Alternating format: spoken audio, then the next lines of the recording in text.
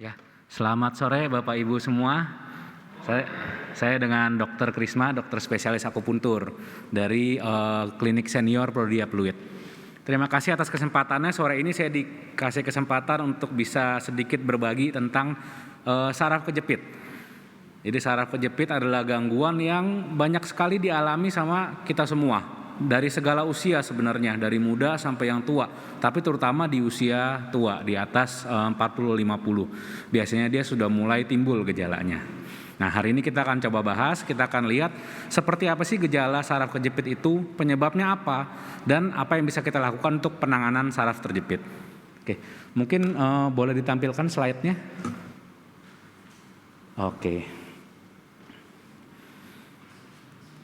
Oke, jadi apakah kita mengalami saraf terjepit? Apa sih gejala dari saraf terjepit? Apa sih yang bisa kita rasakan ketika kita mengalami saraf terjepit? Yang pertama, yang paling sering adalah nyeri punggung, kemudian nyeri pinggang, nyeri bokong, dan nyeri yang menjalar dari pinggang ke kaki. Jadi nyerinya paling sering terjadi di area pinggang sini, pinggang belakang kita. Rasanya bisa sakit, bisa juga panas, bisa kesemutan, bisa pegel atau kaku, nggak bisa digerakkan. Nah, nyeri itu kadang-kadang dia menjalar. Dia bisa turun ke daerah bokong, daerah paha, betis, sampai ke ujung kaki. Nah, rasanya macam-macam. Ada yang panas, ada yang berasa pegel, ada yang kesemutan, ada yang ngilu, ada yang sampai kakinya sulit digerakkan. Kemudian kekakuan juga seringkali terjadi. Biasanya gejala awalnya dia tidak bisa jongkok. Jadi dulu kita bisa jongkok, sekarang kita mau jongkok rasanya nggak bisa, nggak seimbang. Biasanya itu karena pinggangnya kaku. Dan pada usia-usia di atas 40-50, memang penyebab terbesarnya adalah saraf terjepit ini. Kemudian kenapa sih bisa terjadi saraf terjepit? Coba kita perhatikan gambar di depan, itu adalah gambar aliran saraf di tubuh kita. Yang paling atas di kepala kita ada otaknya, kemudian saraf itu turun sepanjang tulang punggung kita. Dari leher dia akan menyebar ke tangan, dan dari daerah pinggang dia akan menyebar ke kaki. Nah, dari sini kita bisa lihat bahwa saraf kita itu dari punggung sampai ke kaki dia sebenarnya nyambung, satu jalur saraf yang panjang. Nah, saraf itu seperti kabel listrik. Kalau mungkin yang bapak-bapak paham ya, kabel listrik itu kalau kita putus, dari tempat putus itu ke belakang semuanya akan putus listriknya. Tapi dari tempat putus ke atas dia nggak akan kenapa-napa. Nah, sama dengan saraf. Jadi kalau ada masalah di daerah pinggangnya, di sini ada masalah, nanti ke bawah ini semuanya akan kena. Makanya gejalanya bisa terasa dari pinggang sampai ke bokong, sampai turun sampai ke kaki. Jadi itu karena si saraf ini mengalami masalah biasanya di daerah pinggang atau daerah lumbal. Nah, ini adalah gambaran tulang punggung kita. Yang sebelah kiri ini tulang punggung yang sehat, yang sebelah kanan dia bermasalah. Jadi kita lihat di sini yang warna kuning ini adalah saraf-sarafnya. Jadi tulang punggung kita itu bentuknya seperti ruas-ruas, dia seperti ini, dia bertumpuk-tumpuk, ruas. Nah, di antara ruas tulang ini ada yang putih ini adalah bantalannya. Bantalan ini fungsinya apa? Dia fungsinya supaya tulang punggung kita ini lentur, dia bisa bergerak-gerak. Makanya kita bisa bergerak ke samping, bisa membungkuk ke depan, kita bisa tengadah, itu karena ada bantalan ini. Dia membuat tulang punggungnya lentur. Nah, kita bisa lihat sarafnya keluar yang warna kuning ini di belakang si bantalan tersebut. Nah, pada saraf terjepit, bantalan ini mengalami masalah. Biasanya nanti kita akan bahas penyebabnya tersering itu apa. Tapi bantalan ini kita bisa lihat di gambar di bawah sini. Bantalan ini dia mengalami sedikit robekan sehingga dia mencuat atau dia menonjol. Nah, tonjolannya itu kemudian menjepit si saraf yang keluar dari tulang ini. Makanya istilahnya disebut dengan saraf terjepit. Karena sarafnya memang terjepit. Dia terjepit oleh si bantalan ini. Ini yang sehatnya, sarafnya harusnya keluar di samping-sampingnya, yang gambar sebelah kiri. Nah, yang sebelah kanan kita bisa lihat bahwa di sini bantalannya yang harusnya bulat, dia menonjol keluar sehingga sarafnya tertekan, terjepit. Nah, inilah yang menimbulkan berbagai gejala dari saraf terjepit, termasuk nyeri, rasa kesemutan, panas, kaku, dan pegel. Kemudian, ada beberapa penyebab utama bagaimana saraf terjepit ini terjadi. Yang paling sering adalah cedera atau luka. Mungkin ada yang pernah jatuh, atau ada yang pernah kepleset, atau ada yang pernah misalkan keserempet motor, atau mungkin dia pernah sekedar terkilir atau apa, atau terpukul. Kadang-kadang kecelakaan ini terjadinya tidak harus baru-baru ini, tapi bisa juga dari bertahun-tahun yang lalu. Misalkan di usia mudanya dia pernah ikut pertandingan sepak bola lalu pernah ketendang, atau dia ikut belajar bela diri pernah kepukul. Bisa saja di usia tuanya dia berkembang menjadi saraf terjepit. Jadi kadang-kadang cederanya ini terjadi sudah lama sekali, bukan hal yang baru. Kemudian ketegangan otot. Jadi biasanya setiap orang kan punya cara berdiri, cara berjalan dia. Kadang-kadang badan kita nggak simetris, nggak pas lurus di tengah, tapi kita agak miring ke kanan, miring ke kiri. Nah ini ketidakseimbangan ini membuat ototnya dia tegang di salah satu sisi. Nah ketegangan ini juga bisa menyebabkan saraf kejepit ini timbul. Karena kalau kita lihat ke belakang tadi, kalau kita perhatikan di sini sebenarnya ini kan gambar tulangnya ya. Sebenarnya di sini di bagian belakang ini ada otot punggung kita. Fungsinya otot ini adalah untuk menjaga supaya kita tetap tegap. Kalau nggak ada otot ini kita jatuh badannya. Nah, kalau otot kita kanan kirinya nggak seimbang, badan kita yang harusnya seperti ini, tulangnya harusnya lurus, dia menjadi miring seperti ini. Nah, miring itu akan menimbulkan lama-lama akan menimbulkan si penyangganya ini menjadi menonjol seperti tadi. Jadi selain tadi karena cedera, juga karena postur tubuh kita yang tidak seimbang sehingga terjadi ketegangan otot di daerah-daerah tertentu. Kemudian berikutnya sering mengangkat barang berat. Nah ini mengangkat barang berat itu kan komponen utama yang bekerja adalah tulang punggung kita. Kalau kita angkat barang ya karung atau mungkin kotak-kotak, box atau apa, itu tulang punggung kita bekerja paling keras.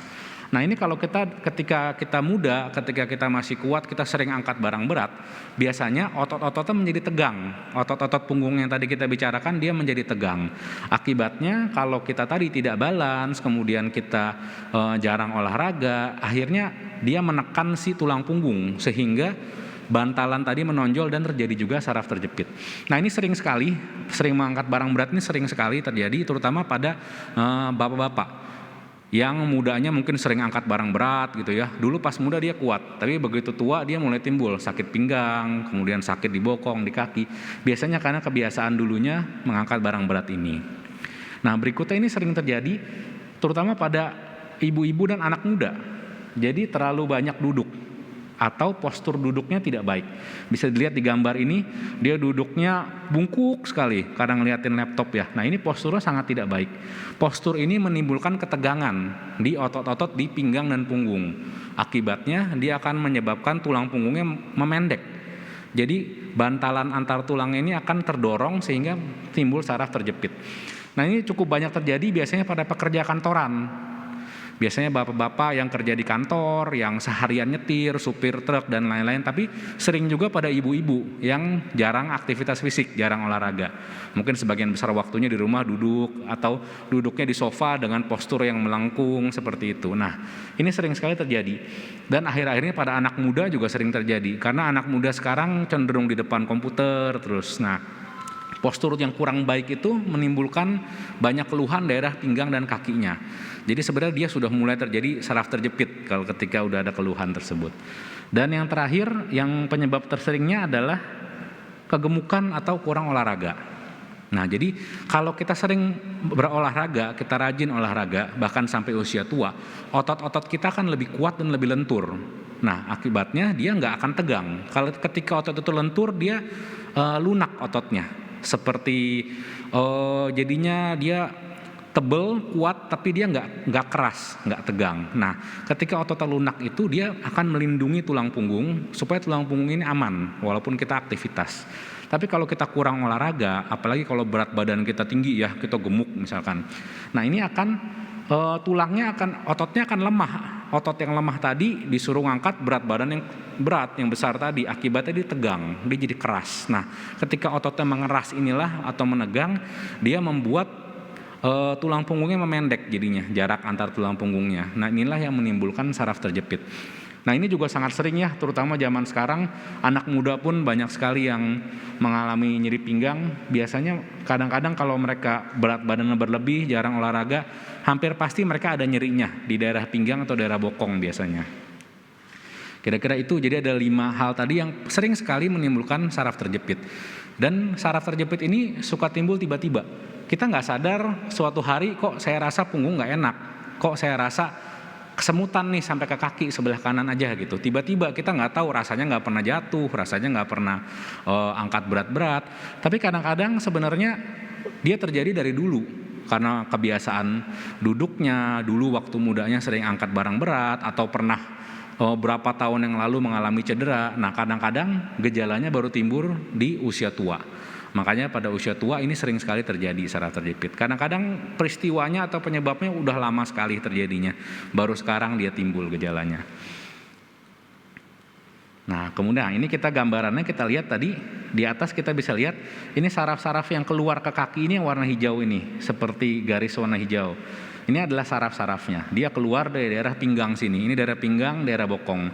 Nah, kalau jepitan sarafnya di daerah pinggang sini agak ke atas, biasanya gejalanya adalah nyeri pinggang, rasa panas di pinggang, kemudian pinggang dan punggung kita rasanya kaku, dan biasanya kita kesulitan kalau mau jongkok.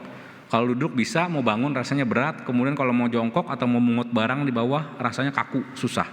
Nah, ini biasanya ada jepitan di daerah yang agak atas. Nah, kalau jepitan di daerah bokong sini, tempat dia ketemu, biasanya bokongnya akan terasa pegal. Terus tidak bisa duduk lama. Biasanya kalau duduk lama, mau bangun kakinya kesemutan. Atau kalau duduk lama kita mau bangun rasanya pinggangnya kaku biasanya, atau bokongnya nyut-nyutan. Nah, ini biasanya masalahnya di daerah bokong sini. Nah, kalau dia masalahnya agak ke bawah, dia bisa kena sampai ke kaki. Biasanya kaki akan terasa pegal atau nyeri, kemudian ada rasa panas di paha, di betis, di telapak kaki, dan biasanya kesemutan di ujung-ujung kaki. Nah, salah satu keunikan saraf terjepit adalah biasanya dia terjadi hanya satu sisi.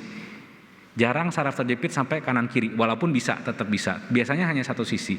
Misalkan berasa nggak enaknya sebelah kanan. Nah, ini kita curiga dia saraf terjepit. Kayak gitu. Nah, kemudian gimana sih kita bisa tahu pasti kalau kita saraf terjepit? Tadi kan ada gejalanya, biasanya nyeri pinggang, nyeri punggung, kaku rasanya. Kemudian dia nyerinya bisa menjalar dari pinggang, bisa turun ke bokong, ke kaki. Kadang-kadang rasanya panas, kadang kesemutan, kadang pegel. Nah, untuk tahu pastinya, pertama kita bisa lakukan ronsen tulang belakang. Nah, seperti di gambar ini kita bisa lihat dari ronsen ini kita bisa tahu tulangnya ini alignment-nya atau posisinya baik atau enggak. Karena kalau tulangnya geser-geser, miring-miring, itu sudah pasti sarafnya akan kejepit. Tadi kan kita ingat saraf keluar dari sela-sela tulangnya. Nah, kita bisa lihat di sini tulang ini dia lurus apa enggak. Kemudian dia ada tempat yang menyempit atau enggak, kita bisa lihat dari ronsen. Berikutnya MRI, kalau mau tahu lebih pasti bantalannya itu ada yang robek dan nonjol atau enggak, kita bisa periksakan MRI. Berikutnya pemeriksaan fisik, ada beberapa pemeriksaan, beberapa manuver yang nanti akan diperiksakan oleh dokternya untuk mengarahkan apakah kira-kira ini saraf terjepit atau enggak. Dan terakhir laboratorium, karena biasanya paling sering terjadi pada usia lanjut, sehingga biasanya kita akan periksakan juga berbagai pemeriksaan yang standar, misalkan periksa fungsi jantungnya, fungsi ginjalnya, kemudian periksa tekanan darahnya, dan lain-lain. Kemudian terapi apa saja? Jadi apa sih yang bisa dilakukan untuk saraf terjepit? Ada macam-macam pendekatannya. Yang pertama adalah obat-obatan. Obat-obatan ini fungsinya adalah untuk menurunkan gejala. Jadi dia menurunkan rasa nyeri biasanya. Kalau ada yang sakit atau pegel, kita makan obat dia bisa hilang. Tapi biasanya kalau makan obat dia akan timbul lagi. Karena kan sebenarnya masalahnya di tulang-tulang tadi kan, di tulang dan di sarafnya. Nah, obat ini akan membuat peradangannya berkurang, gejalanya berkurang, tapi biasanya dia akan kembali lagi. Nah, selain itu kita bisa juga suntik. Suntik ini sebenarnya sama dengan obat prinsipnya. Di daerah di mana kira-kira dia ada masalah, kita suntik di situ, dia akan bertahan lebih lama, bisa tahan 2-3 bulan mungkin paling lama. Nah, habis itu dia biasanya akan timbul lagi. Jadi kedua pengobatan di atas ini sifatnya dia adalah simptomatik atau dia mengobati gejalanya supaya lebih nyaman rasanya. Nah, pengobatan yang di bawahnya sifatnya terapeutik atau kita sifatnya terapi. Jadi dia berusaha untuk mengatasi permasalahannya langsung. Yang pertama fisioterapi. Fungsi utamanya untuk melemaskan otot-ototnya supaya otot tadi jangan tegang. Kemudian bisa juga operasi, ini kalau yang sudah parah sekali, biasanya bentuk tulangnya udah nggak lurus seperti gambar tadi, tapi udah bengkok-bengkok tulangnya. Nah, kalau udah seperti itu mau nggak mau kita dioperasi. Atau kalau sampai nggak bisa jalan, atau kalau sampai nggak bisa bangun, ada kemungkinan perlu untuk dioperasi. Dan yang terakhir yang mau kita kenalkan adalah akupuntur. Jadi akupuntur itu apa sih? Akupuntur adalah suatu bentuk terapi yang dulunya diambil dari pengobatan Cina, tapi sekarang sudah diadaptasi ke kedokteran modern.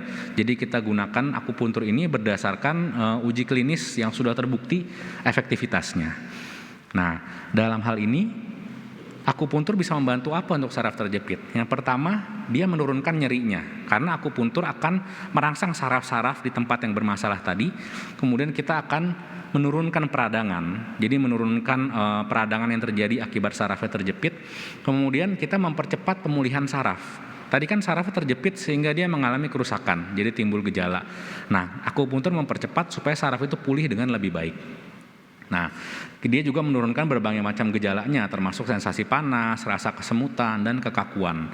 Nah, kelebihan akupuntur ini apa sih? Yang pertama, dia tidak perlu menggunakan obat. Jadi kita hanya menggunakan jarum dan rangsangan. Biasanya kita akan rangsangan dengan listrik juga, dan juga rangsangan hangat. Nanti tujuannya apa sih? Pertama, ototnya kita buat rileks. Dengan otot rileks tadi, ketegangannya berkurang, dia juga jepitan ke tulang punggung itu akan berkurang. Itu yang pertama. Kemudian yang kedua, dia akan menyeimbangkan otot kanan dan kirinya. Tadi kan salah satu penyebabnya adalah karena dia nggak seimbang kanan kiri. Ini kita bantu untuk seimbangkan supaya dia terbuka lagi celah si tulang punggungnya dan sarafnya lebih cepat pulih. Nah, ini contoh gambarnya ketika kita tusuk dengan akupuntur. Biasanya selain jarum, kita juga bisa gunakan akupresur atau ditekan, penekanan. Bisa juga kita berikan rangsang panas, jadi kita hangatkan daerahnya, terutama untuk melemaskan otot-ototnya. Dan juga rangsang listrik. Nah, rangsang listrik ini penting sekali untuk meningkatkan pemulihan saraf. Jadi biasanya akan terasa perbaikan yang gradual setelah diakupuntur. Jadi awalnya nyeri, kesemutan, kaku. Nanti kita akupuntur rutin, nanti pelan-pelan rasa itu akan berkurang. Harapannya bisa sampai hilang. Nah, seberapa sering saya harus diakupuntur? Jadi karena sifatnya yang untuk memulihkan saraf-saraf, dan pemulihan saraf itu nggak seperti kita makan obat terus hilang gejalanya selamanya, nggak seperti itu. Untuk saraf bisa pulih dia butuh waktu.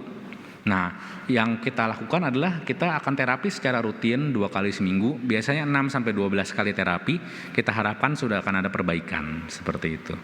Jadi sifatnya untuk mempercepat pemulihan diri, dan kita memastikan ototnya di daerah yang bermasalah lebih seimbang sehingga nggak terjadi lagi ke depannya. Kira-kira seperti itu. Oke, akupuntur yang rutin bisa membantu mengatasi gejala saraf terjepit. Oke, terima kasih. Sekian presentasinya. Mungkin ada yang mau ditanyakan, silakan.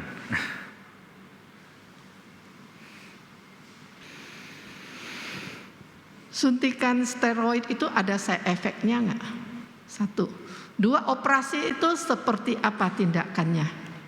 Ada break open atau hanya laparoskopi? Baik. Oke, terima kasih untuk pertanyaannya, Ibu. Yang pertama, suntik steroid apakah ada efek sampingnya? Kalau dia tidak masuk ke pembuluh darah biasanya nggak ada. Kalau dia tidak terlalu sering biasanya nggak masalah. Maksudnya bisa dilakukan berkali-kali. Tapi kalau dia terlalu sering atau sampai masuk pembuluh darah ada resikonya. Ada efek samping dari si steroid itu sendiri. Jadi kalau dia hanya dikasih di otot itu nggak apa-apa. Tapi kalau dia kita kasih sampai masuk ke darah, dia bisa menimbulkan efek lain-lain. Ada efek sampingnya ke ginjal dan ke tulang dan lain-lain. Kemudian kalau operasinya tergantung keparahannya.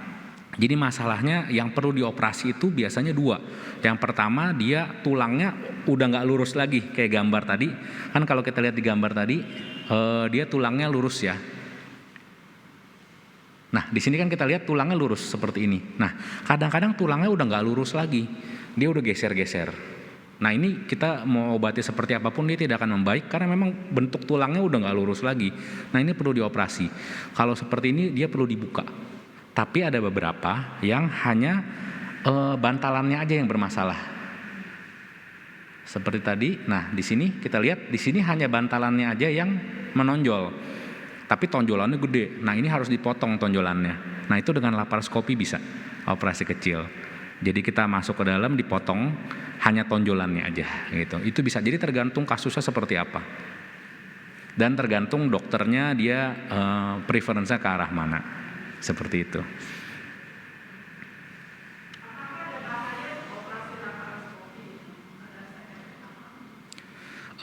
Jadi seperti semua operasi tergantung tangan dari dokternya, ya, keterampilan dia.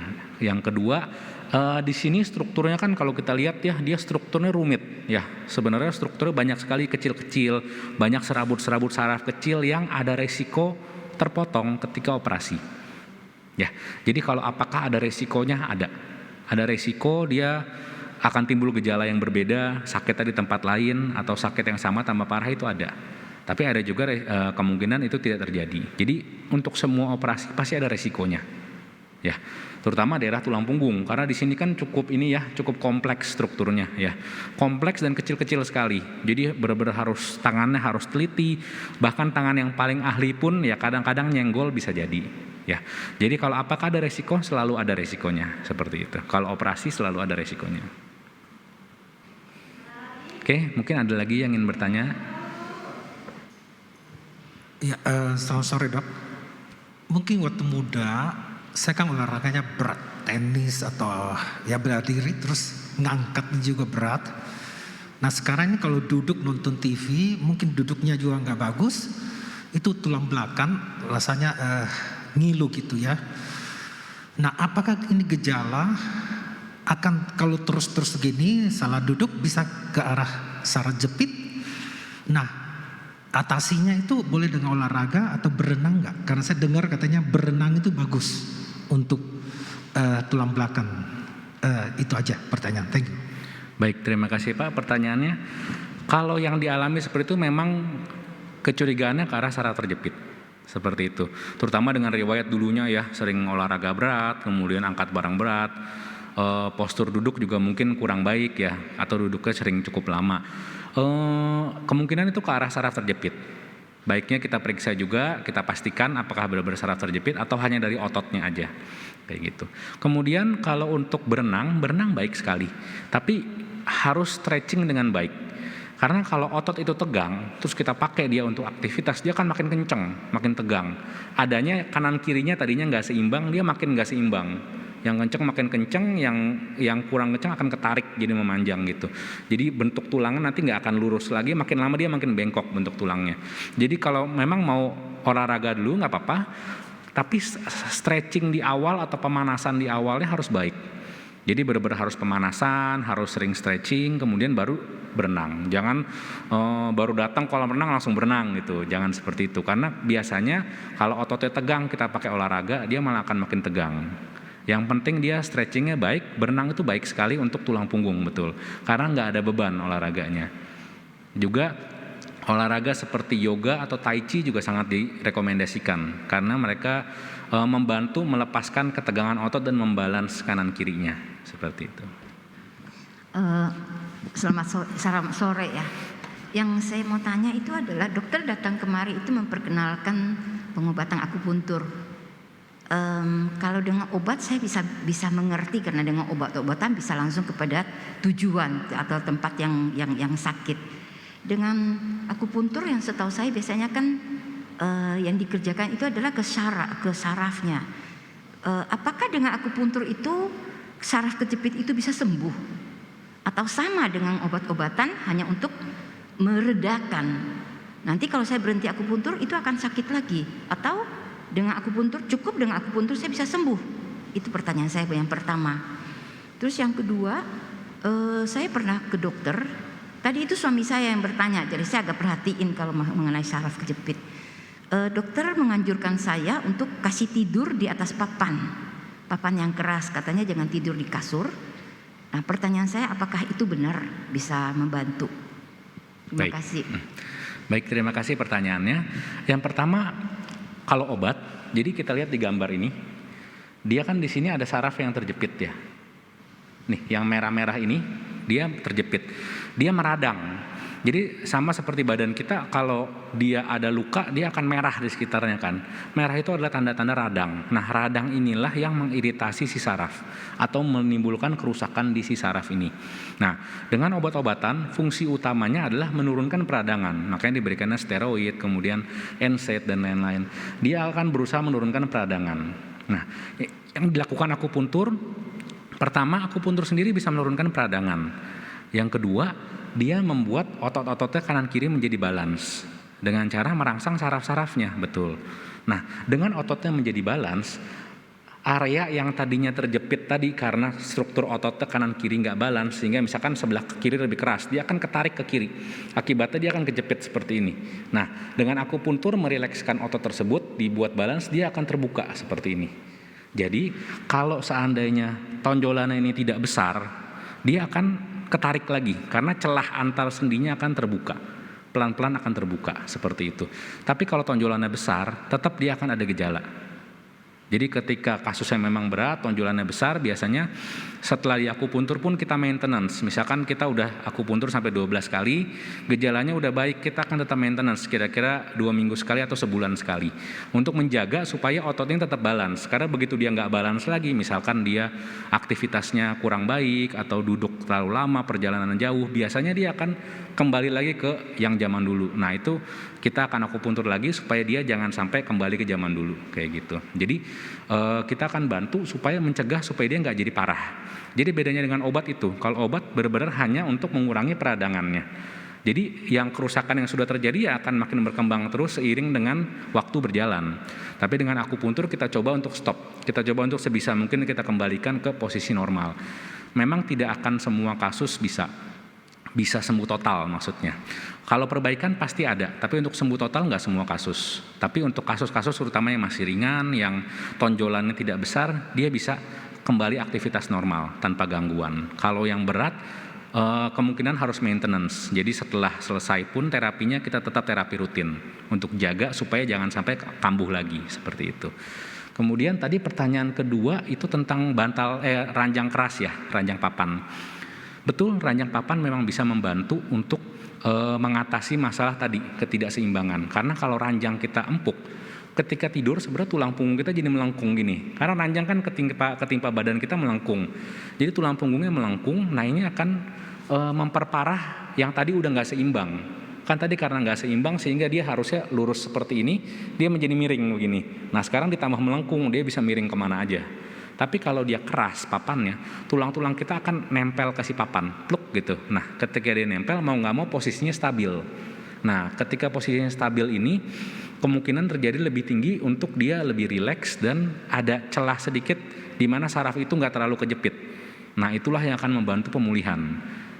Jadi benar, dengan ranjang papan itu memang akan membantu untuk terutama daerah lumbal sini, daerah pinggang sini untuk lebih rileks. Kira-kira seperti itu.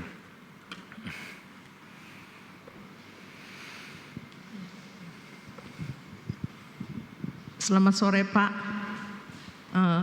Mungkin pertanyaan saya ringan. Ingin bertanya tentang ketegangan otot. Ketegangan otot itu juga bisa menyebabkan saraf terjepit. Apa yang menyebabkan ketegangan otot itu? Masalah apa yang membuat otot-otot kita tuh bisa tegang? Terima kasih Pak. Baik, terima kasih pertanyaannya. Jadi betul ketegangan otot bisa menimbulkan saraf terjepit. Dia menimbulkan bukan berarti ototnya tegang, sarafnya kejepit. Enggak, tapi jadi kan tulang punggung kita tadi ruas-ruas seperti ini ya. Nah, di belakangnya itu ada otot yang menjaga supaya punggung kita tegap. Nah, otot itu ada di kanan dan di kiri, simetris. Nah, kadang-kadang ketika otot kita tegang, dia jadi nggak sama kanan kiri. Karena nggak sama, bayangkan kalau yang kanan lebih keras ya, lebih tegang, maka tulang ini akan membengkok mengikuti ketarik sama si otot. Nah, yang ketarik ini yang tadinya lurus, dia akan menjadi bengkok seperti ini. Nah, ketika itulah sarafnya akan kejepit. Nah, apa sih yang membuat ketegangan otot? Nomor 1 itu postur.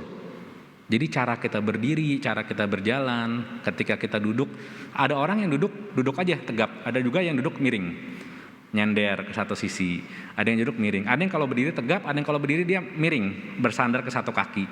Nah, itu artinya badannya nggak balance. Kalau badannya nggak balance, pasti akan ada area yang lebih tegang daripada yang lain. Nah, ketika ketegangan ini menumpuk bertahun-tahun karena posturnya udah terbiasa begitu, akhirnya lama-lama tulangnya tadi nggak lagi lurus, tapi dia mulai ketarik ke arah otot yang tegang. Nah, mulailah timbul gejala biasanya.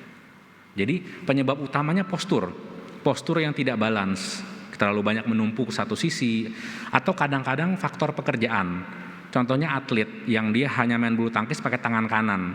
Tangan kanan dia pasti akan lebih keras, bahunya juga lebih kuat daripada sebelah kiri. Bisa juga seperti itu. Kemudian yang sering juga adalah kebiasaan duduknya. Misalkan orang yang nyetir mobil lama, sopir ekspedisi atau yang memang sering bepergian keluar kota, dia berjam-jam duduk di mobil, dia pasti udah miring ke kanan, miring ke kiri dalam prosesnya. Nah, itu timbul ketegangan biasanya. Yang ketiga adalah stres. Karena kalau kita stres pasti akan ada otot kita yang tegang. Stres pikiran maksudnya. Stres, kurang tidur, kurang istirahat, pasti akan ada otot yang tegang. Yang keempat adalah kurang olahraga. Jadi tadi kalau kita olahraga dengan rutin, dengan baik, otot kita akan kuat dan lentur. Nah, ketika dia lentur, biasanya dia nggak akan sampai tegang. Karena dia lentur, lunak jadi ototnya. Kuat tapi lunak. Jadi 4 faktor itu yang bisa menimbulkan ketegangan otot. Kira-kira seperti itu. Terima kasih Pak. Satu lagi menanggapi Ibu tadi yang berbicara tentang soal tidur di atas papan. Bagaimana posisi tidurnya? Apakah kita tidur harus telentang ataupun kadang-kadang orang sering gaya miring ke kanan ataupun ke kiri. Dan posisi yang baik seperti apa? Ketika kita juga bangun harus dalam posisi yang seperti apa? Baik. Bangunnya kita posisi kanan, kita baru bisa bangun atau gimana? Ya, makasih Pak. Baik, terima kasih. Jadi kalau kita memang membicarakan saraf terjepit ini memang sudah ada masalah, idealnya kita tidurnya telentang di papan keras tadi. Di ranjang papan tidurnya telentang, idealnya di bawah lututnya diganjel pakai bantal. Karena itu akan merilekskan daerah di sekitar bokong sini. Itu akan bantu juga. Kemudian ketika bangun jangan langsung bangun dari posisi tidur. Karena ini akan menarik. Jadi bayangin kita posisinya tidur, tiba-tiba kita bangun, sep gitu. Pasti daerah punggung sini akan ketarik dalam prosesnya. Jadi kita kalau mau bangun kita miring dulu, sisi kanan atau kiri terserah, baru kita bangun setelah itu. Jadi bangun dari posisi miring dengan ditopang tangan, itu yang paling bagus.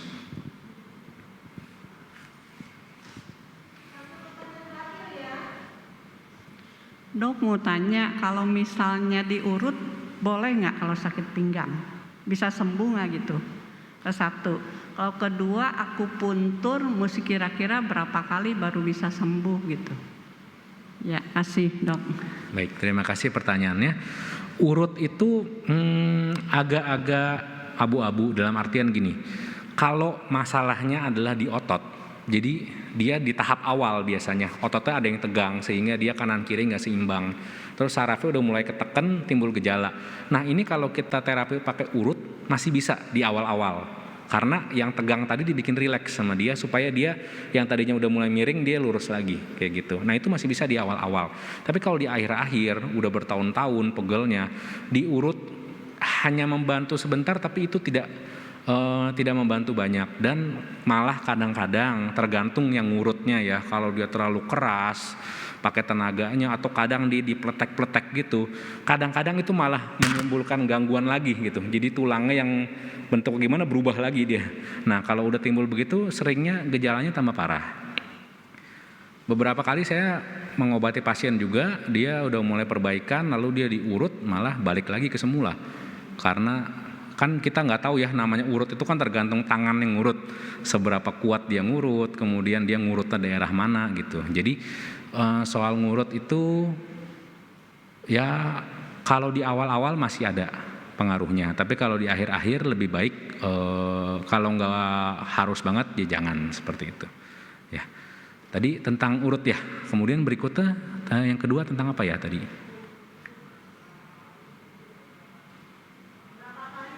Oh, oke. Tergantung tingkat keparahannya. Kalau cepat biasanya 2-3 kali atau 3-4 kali dia udah perbaikan. Kalau yang udah cukup parah atau cukup lama biasanya butuh waktu. Bisa 6-12 kali baru dia perbaikan. Seperti itu. Tapi perbaikannya bukan berarti 12 kali langsung oke, tapi dia membaiknya pelan-pelan. Gejalanya akan berkurang pelan-pelan seiring di akupuntur. Makin lama makin enak rasanya, seperti itu. Baik, terima kasih banyak atas kesempatannya. Saya kembalikan lagi ke gereja.